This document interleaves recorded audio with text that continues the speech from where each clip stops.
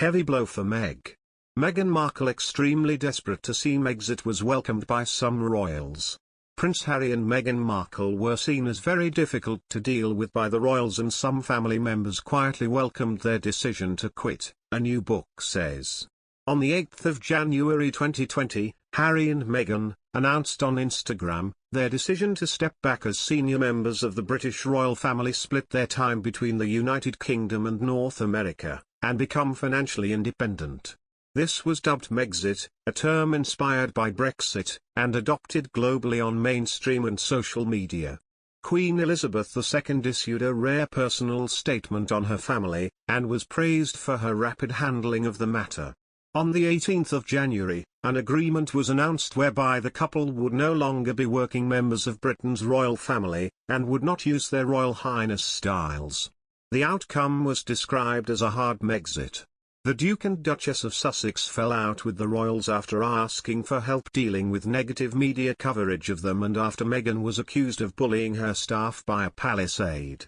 Their shared household at Kensington Palace with Prince William and Kate Middleton was split in 2019, and they announced their departure from royal life in January 2020. Andrew Morton, who wrote a famous biography of Princess Diana with her help in 1992, has re-released a biography of the Duchess. In New Chapters of Meghan, a Hollywood Princess, he wrote, "It was clear that Meghan had ruffled feathers in the family and that they felt she and Harry were very difficult to deal with. For her part, Meghan found some of its members, not the Queen or Prince Philip, unfriendly and jealous." At a personal level, then, their departure from Britain was quietly welcomed by some in the Windsor family and their courtiers, but on an institutional level it was a heavy blow. Morton also suggested Prince William welcomed their decision to take a break at an earlier stage, when they spent Thanksgiving and Christmas 2019 in Canada. Meghan and Harry began negotiations to quit royal duties while they were on that trip, staying at a rental property on Vancouver Island. Morton wrote, "Like many others, Prince William breathed a sigh of relief when Harry and Meghan announced that they were stepping back from royal duties for 6 weeks or so and spending Thanksgiving and Christmas in North America." The couple ended up in a remote luxury mansion on Vancouver Island loaned to them by a patriotic Canadian businessman. Palace aides, who had been urging the couple to slow down, were pleased to see them take a breath. Harry and Meghan performed their final royal duties in March 2020 before moving to California, initially living in Los Angeles while they bought a house in Montecito.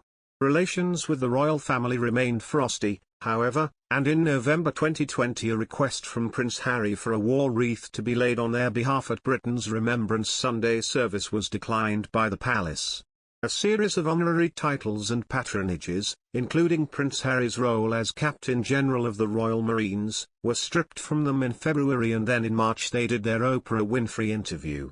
Meghan said an unnamed royal expressed concern about how dark her unborn child's skin might be and said she experienced suicidal thoughts amid negative press coverage. The prince told the CBS primetime special how his family cut them off financially after their exit, and his father stopped taking his calls while he was trying to negotiate his way out of royal life.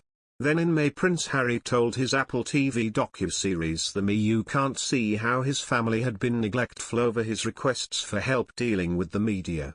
He said, "It went to a whole new depth with not just traditional media but also social media platforms as well. I felt completely helpless. I thought my family would help, but every single ask, request, warning, whatever it is, got met with total silence or total neglect. Got met with total